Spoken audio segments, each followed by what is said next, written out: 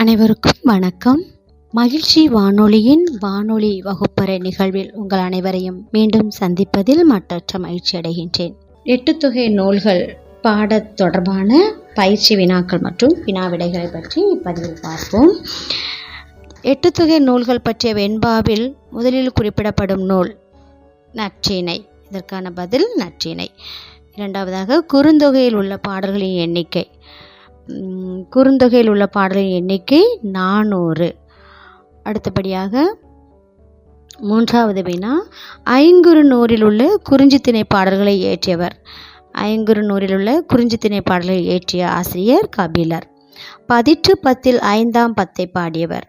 பதிற்றுப்பத்தில் 5ஆம் பத்தை பாடியவர் பரணர். இதற்கான பதில் பரணர் ஆவார். நெடுந்தொகை என்று அழைக்கப்படும் நூல் யாது? நெடுந்தொகை என்று அழைக்கப்படும் நூல் அகநானூறு.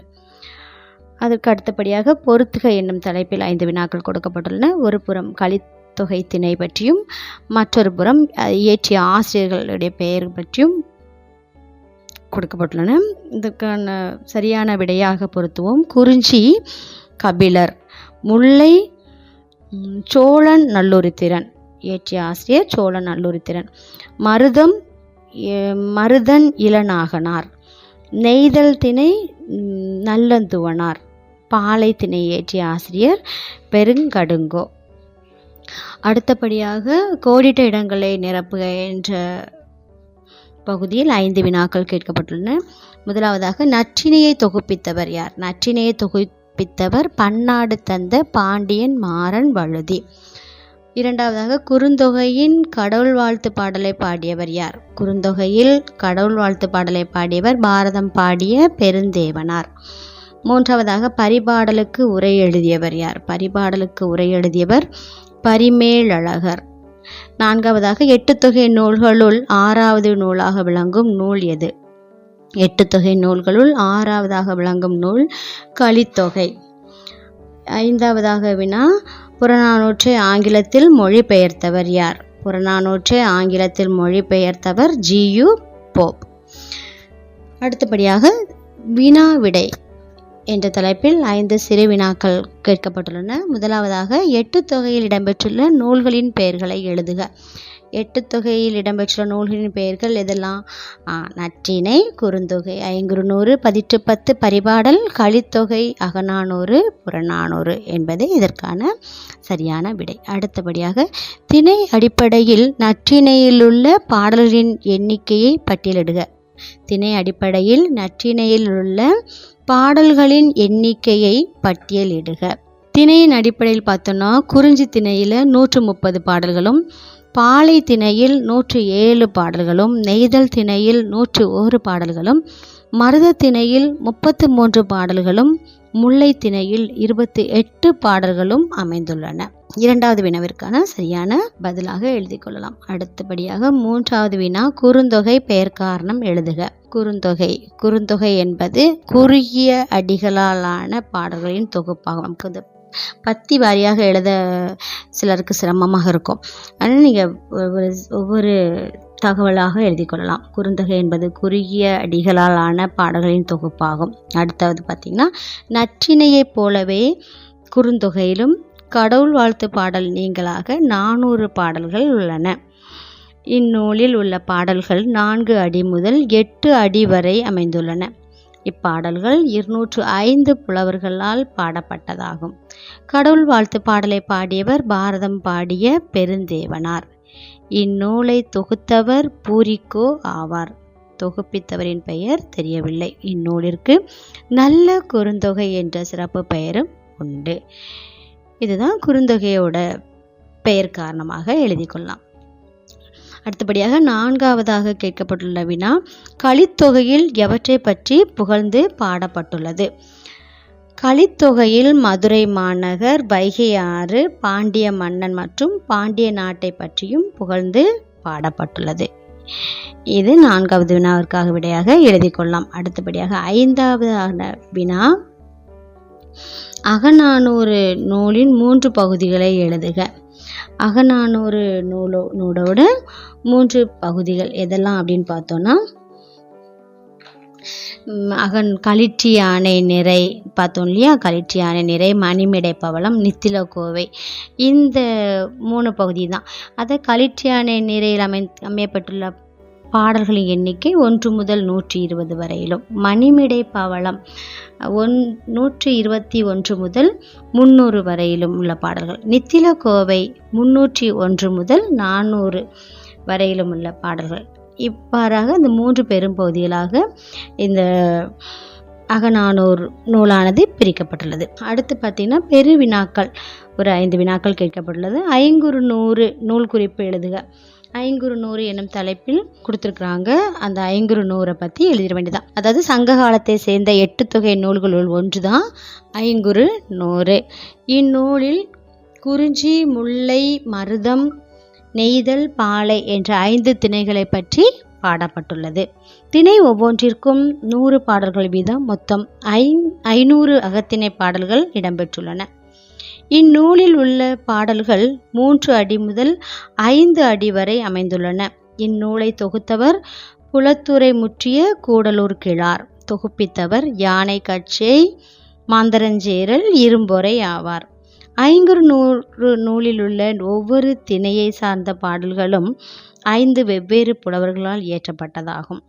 மருத திணை பாடல்களை இயற்றியவர் ஓரம்போகியார், நெய்தல் திணை பாடல்களை இயற்றியவர் அம்முவனார், குறிஞ்சி திணை பாடல்களை இயற்றியவர் கபிலர், பாலை திணை பாடல்களை இயற்றியவர் ஓதலாந்தியார், முல்லை திணை பாடல்களை இயற்றியவர் பேயனார் என்பதே இந்த வினாவிற்கான விடையாக அமைகிறது. அடுத்து வினா, 18 உள்ள பகுதி பாடிய புலவர், பாட்டுடை தலைவர். இது நம்ம ஒரு காலம், டேப்லர் காலம் மாதிரியே போட்டு எழுதிக்கலாம்.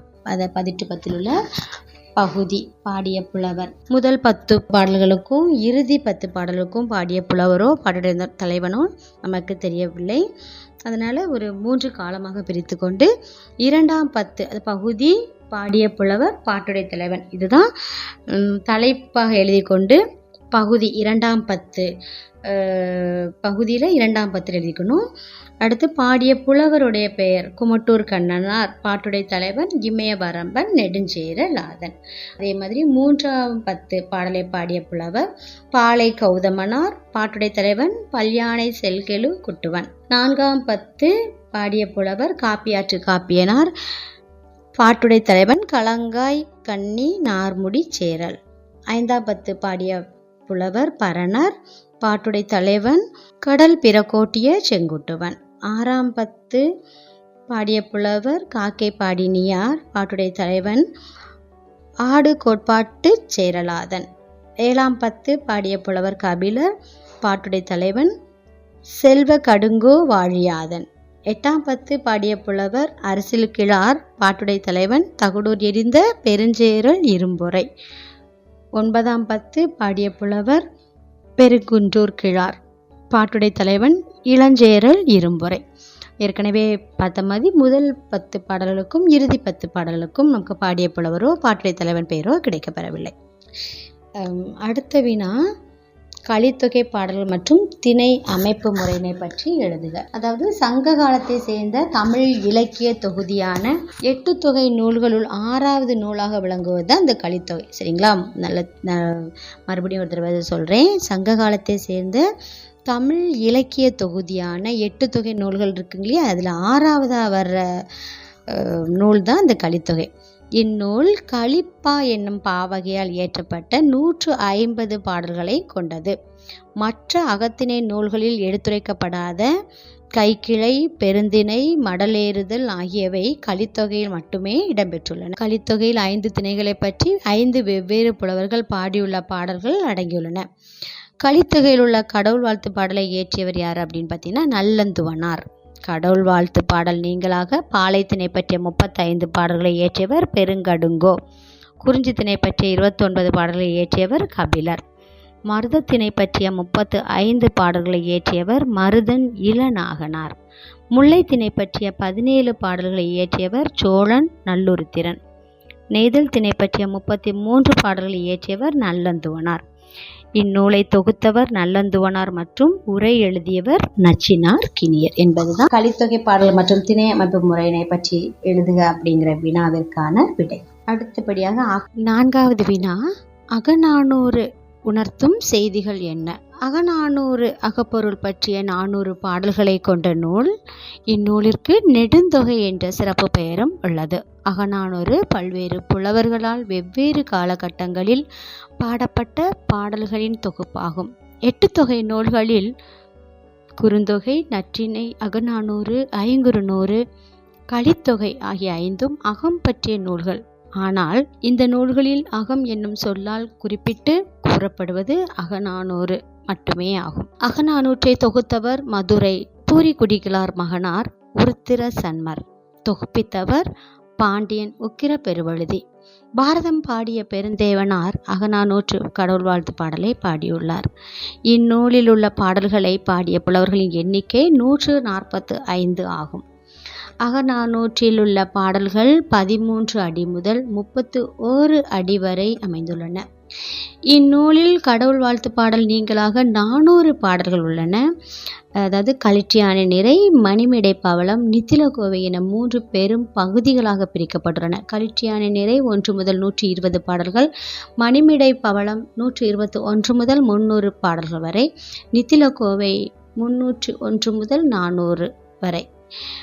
அகநானூற்றில் உள்ள பாடல்களில் ஒற்றைப்படையை கொண்டு முடியும் 200 பாடல்கள், பாலைத்திணையும் 2 மற்றும் 8 என்ற எண்களை கொண்டு முடியும் 80 பாடல்கள், குறிஞ்சி திணையையும் 4 என்ற எண்ணை கொண்டு முடியும் 40 பாடல்கள், முல்லை திணையையும் 6 என்ற எண்ணை கொண்டு முடியும் 40 பாடல்கள், மருத திணையையும் 10 என்ற எண்ணை கொண்டு முடியும் 40 பாடல்கள், நெய்தல் திணையையும் சேர்ந்தவையாகும்.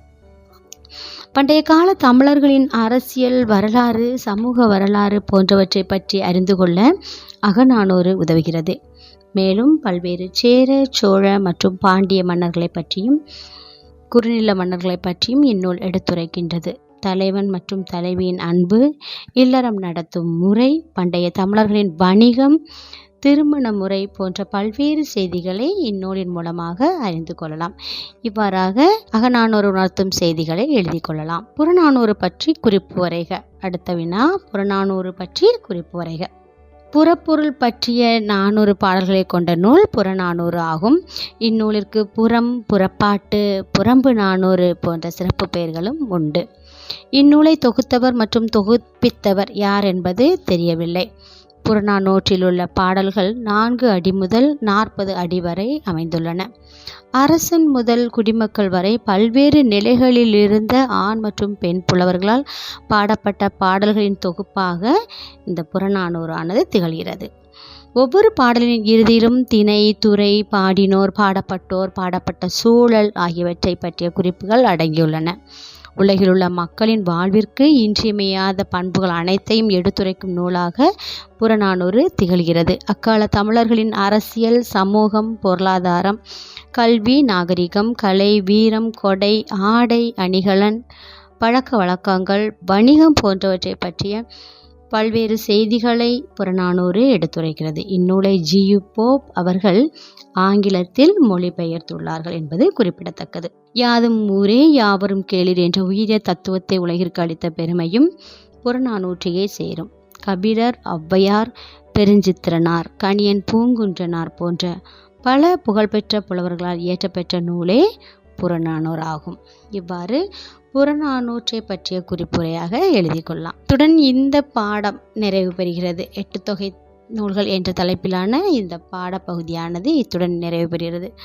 மாணவ செல்வங்களே, மற்றும் மீண்டும் அடுத்த ஒரு பாடத்தில் அடுத்த ஒரு நிகழ்வில் சந்திப்போம். அதுவரையிலும் நன்றி, வணக்கம்.